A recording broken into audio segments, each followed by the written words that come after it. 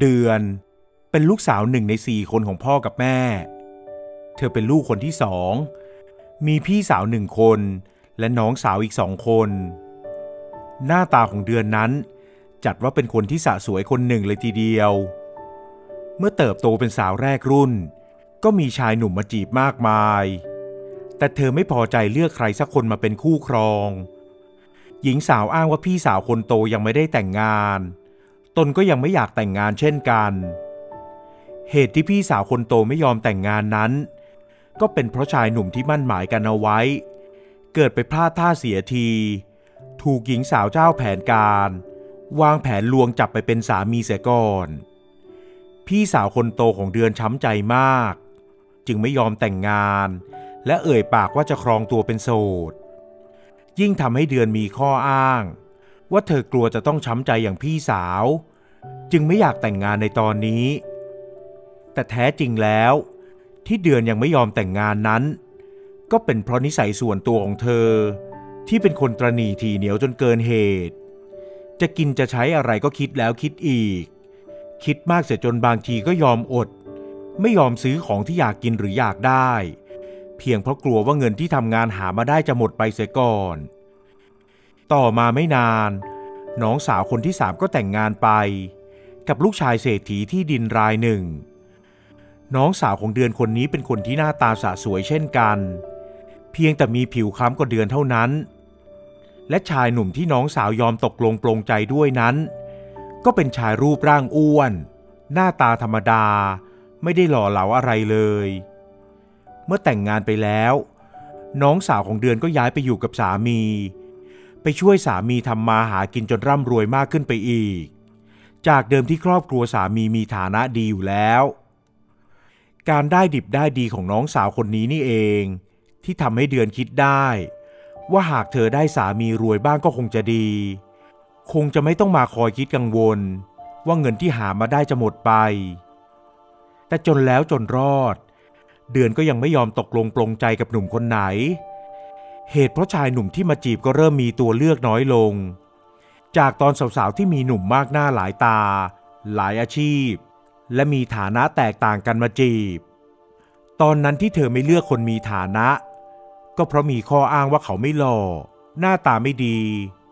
ส่วนคนหน้าตาดีก็ไม่รวยมากพอเรียกว่าเดือนนั้นเลือกมากจนไม่เหลือคนที่เหมาะสมในสายตาเธอครั้นตอนนี้พอเธออายุเริ่มเข้าสู่วัยสาวเทื้อตัวเลือกก็น้อยลงไปเรื่อยแต่ถึงอย่างนั้นหญิงสาวก็ถือว่าตนเองนั้นมีหน้าตาสะสวยแถมยังมีผิวพรรณขาวสะอาดผุดผ่องไม่เหมือนน้องสาวคนที่3ที่ผิวคล้ำแต่ก็ยังได้แต่งงานกับลูกเศรษฐีเธอจึงคิดว่าเธอก็น่าจะได้แต่งงานกับคนที่รวยเหมือนอย่างกับน้องแม้ตัวเองจะอายุมากขึ้นก็ตามยังไม่ทันที่เดือนจะได้แต่งงานกลายเป็นว่าน้องสาวของเธออีกคนกลับแต่งงานไปเสียก่อนน้องสาวคนเล็กของเดือนที่เป็นหญิงสาวผิวคล้ำทว่าเป็นคนพูดคุยสนุกร่าเริงชายหนุ่มคนใดได้สนทนาปราศัยด้วยก็เป็นต้องชอบในอัธยาศัยของเธอไปเสียทุกคนทว่าน้องสาวคนเล็กนี้กลับไม่ได้เลือกชายหนุ่มที่หล่อรวยแต่อย่างใดเธอกลับเลือกชายหนุ่มที่มีฐานะยากจนเพราะพ่อของเขาถูกพี่น้องโกงที่ดินไปจนหมดชายหนุ่มจึงต้องไปอาศัยเช่าที่นาคนอื่นทำมาหากินแต่เขาเป็นคนที่ขยันอย่างหาตัวจับได้ยากและยอมลำบากทำงานคนเดียวไม่ยอมให้ภรรยาต้องมาลำบากทำนากับเขาน้องสาวคนเล็กของเดือนเลยมีหน้าที่แค่เป็นแม่บ้านคอยหุงหาอาหารเลี้ยงดูลูกและดูแลบ้านช่องเท่านั้นยามสามีกลับมาจากการทำนา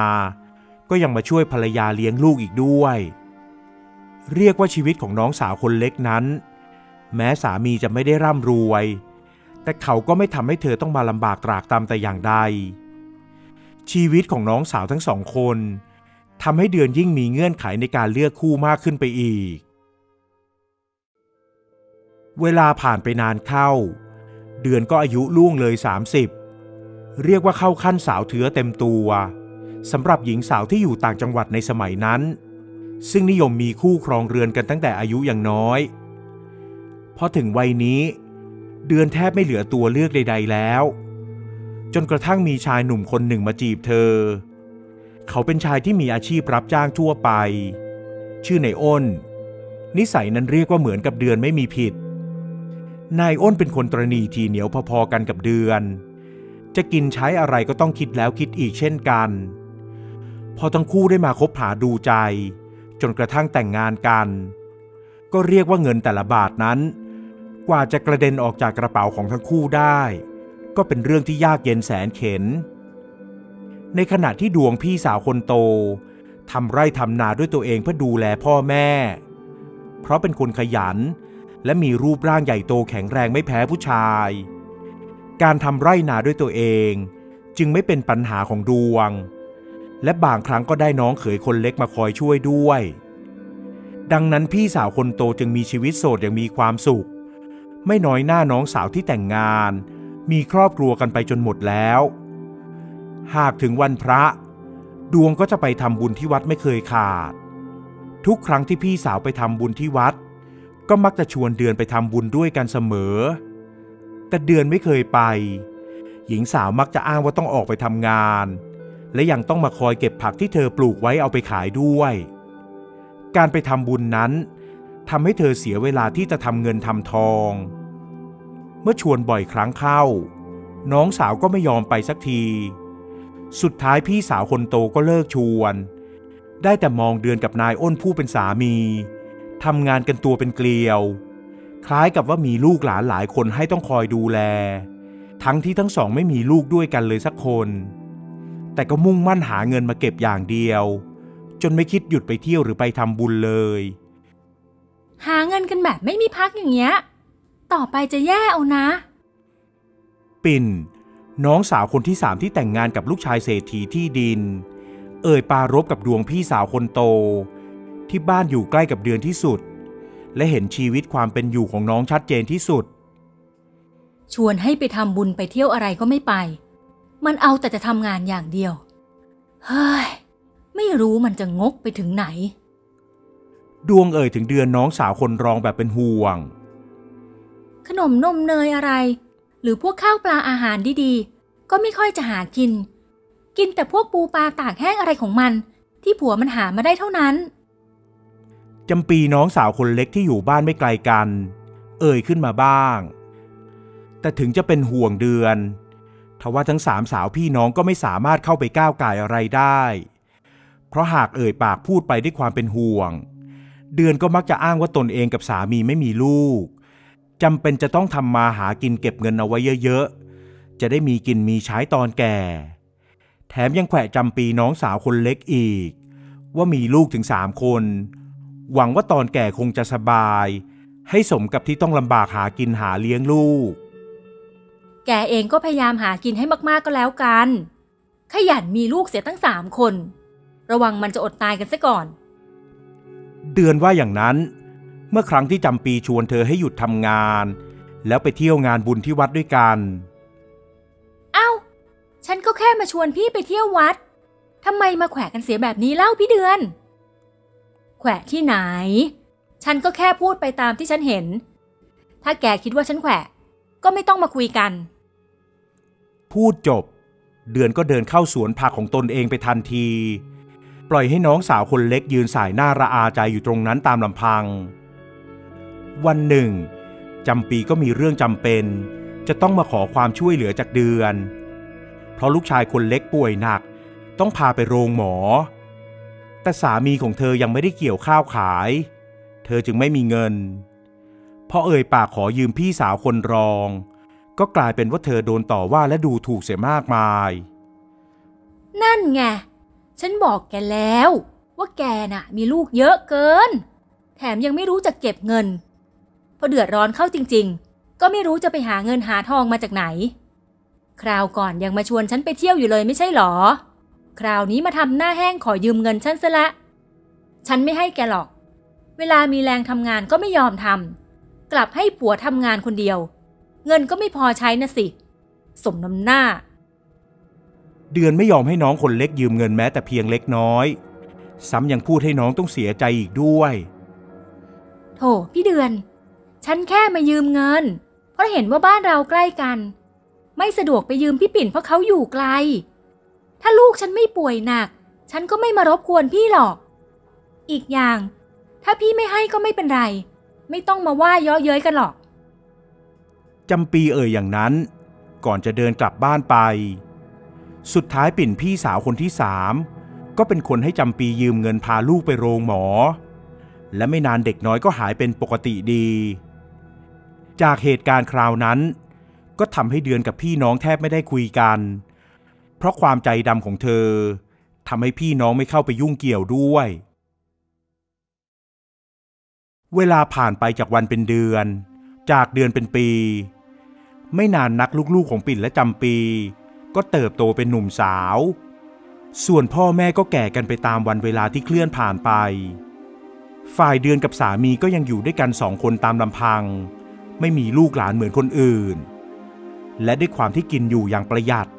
จนเข้าขั้นตระหนี่ทีเหนียวจนเกินควรทั้งคู่ไม่ยอมกินอาหารที่มีประโยชน์ไม่นานนักสามีของเดือนก็ป่วยทำงานไม่ไหวแขนขาไม่มีแรงต้องนั่งนอนอยู่ที่บ้านเท่านั้นภาระหนักของการดูแลสามีจึงตกมาที่เดือนทำให้เธอกลายเป็นคนโมโหร้ายดุด่าว่ากล่าวสามีเสียงดังไม่ยอมพาเขาไปหาหมอเพราะเสียดายเงินได้แต่ไปซื้อยาสมุนไพรมาให้สามีกิน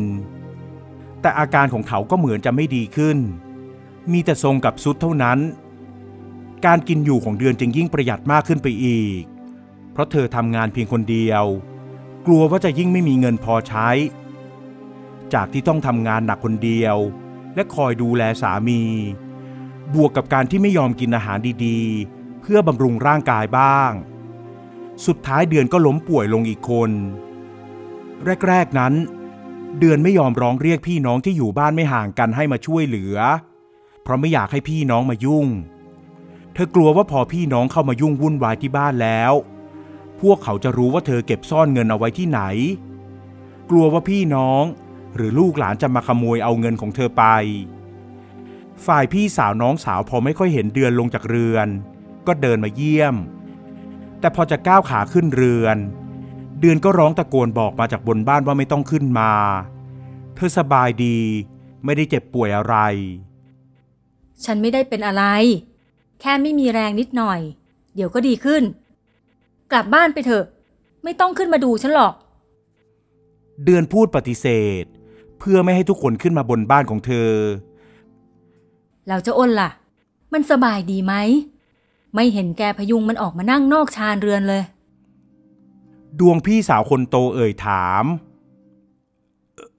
ฉันสบายดีจ้ะพี่ดวงอ้นตอบกลับมาด้วยน้ำเสียงเบาๆเรา2 คนสบายดีกลับกันไปได้แล้วเดือนยืนยันมาอย่างนั้นดวงกับจำปีจึงได้แต่ระอาใจกับความเป็นคนดื้อรั้นและตระหนี่ทีเหนียวของเดือนและสามีทั้งสองจึงเดินกลับบ้านไปแต่ก็อดเป็นห่วงไม่ได้แต่ละวันที่ผ่านไปก็คอยชะเง้อชะแง้มองว่าเดือนกับสามีสบายดีหรือไม่จนกระทั่งวันหนึ่งร่างกายของเดือนไม่ไหวจริงๆเธออ่อนแรงจนทำอะไรไม่ได้จากที่เคยนั่งถัดไปทำนั่นทำนี่ตอนนี้เธอลุกไม่ขึ้นอีกแล้วสุดท้ายเดือนก็ต้องยอมร้องตะโกนขอความช่วยเหลือจากพี่ๆน้องๆพี่ดวงจำปีอยู่บ้านหรือเปล่ามาช่วยฉันหน่อย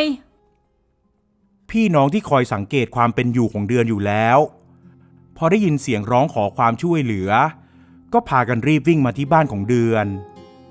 ลูกของจำปีที่โตเป็นหนุ่มสาวแล้วถึง3 คนก็มาด้วยพอทุกคนขึ้นมาก็ต้องรู้สึกอเนจอนาถกับความเป็นอยู่ของเดือนกับสามีที่ตอนนี้บ้านรกเลอะเทอะข้าวของวางระเกะระกะเพราะเดือนทำอะไรไม่ไหวแล้วทั้งคู่มีสภาพผอมแห้งหมดแรงทำอะไรไม่ไหวได้แต่นอนแซวอยู่บนฟูกนอนบางๆอย่างน่าเวทนาทุกคนมองดูฟูกนอนบางๆผืนนั้นก็ได้แต่อนาถใจที่แม้แต่ที่นอนที่ต้องใช้นอนทุกวันทั้งสองก็ยังขี้เหนียวไม่ยอมซื้อฟูกนอนหนาๆเพื่อให้ตัวเองได้นอนสบายๆเหมือนคนอื่นบ้างในครัวนั้นมองเห็นเพียงถ้วยใส่กุ้งแห้ง กับปลาแห้งวางอยู่ข้างๆถ้วยข้าวสวยที่เหลือเพียงเศษข้าวแห้งกรังเหมือนข้าวตากแห้งโธ่เดือนเอ้ยเอ็งจะงกจะขี้เหนียวไปถึงไหนดูสิทำไมต้องให้ตัวเองลำบากขนาดนี้เพียงเพราะกลัวจะไม่มีเงินเหลือเอาไว้ตอนแก่เมื่อดวงที่เป็นพี่สาวคนโต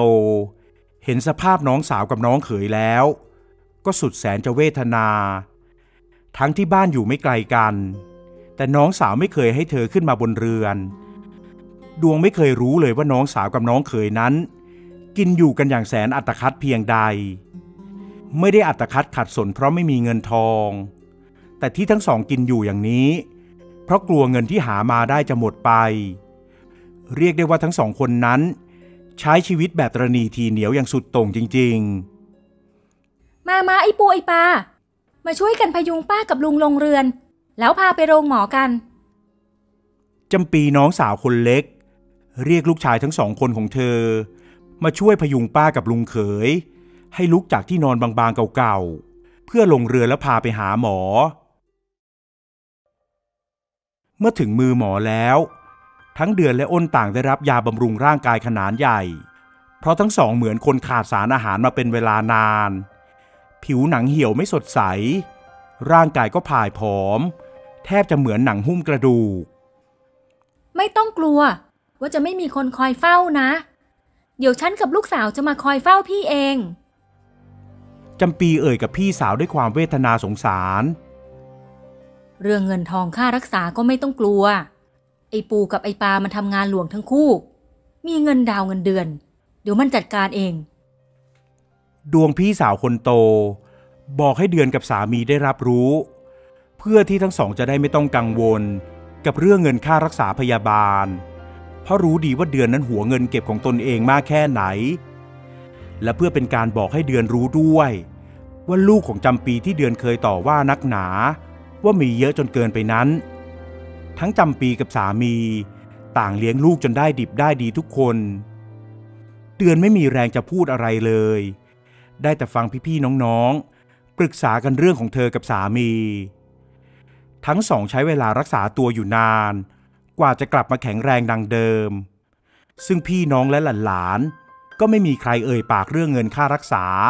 อย่างที่ดวงบอกเอาไว้ทุกคนจัดการทุกอย่างจนเสร็จเรียบร้อยและพาเดือนกับสามีกลับมาอยู่บ้านซึ่งลูกชายของจำปีก็จัดการบ้านเรือนให้จนเสร็จสับทั้งทำความสะอาดและปัดกวาดเช็ดถูทั้งซื้อข้าวของเครื่องใช้ในบ้านที่นอนหมอนมุ้งให้ป้าและลุงเขยเสียใหม่เพื่อให้ทั้งสองได้อยู่อย่างสบายมากขึ้นกว่าเดิมหลายขั้นเมื่อเดือนกับสามีเห็นเข้าก็น้ำตาไหลซึ้งใจที่ทุกคนทำให้เธอกับเขาทั้งสองจึงเอ่ยปากว่าจะปรับปรุงตัวเสียใหม่จะไม่ทำตัวเป็นคนขี้เหนียวขี้งกจนทำร้ายตัวเองเหมือนแต่ก่อนอีกแล้วเพราะได้รับบทเรียนมาแล้วการที่ทั้งคู่รอดตายมาได้ก็เหมือนกับได้โอกาสใหม่ในชีวิตทั้งสองสัญญาว่าจะทำดีกับพี่น้องและจะไม่ทรมานตัวเองเพราะความงกและความตระหนี่ทีเหนียวจนเกินควรอีกต่อไปหลังจากนั้นเดือนและสามีก็เดินทางสายกลางทำอะไรก็ทำแต่พอดีกินใช้อย่างพอดีไม่งกไม่ขี้เหนียวเกินไป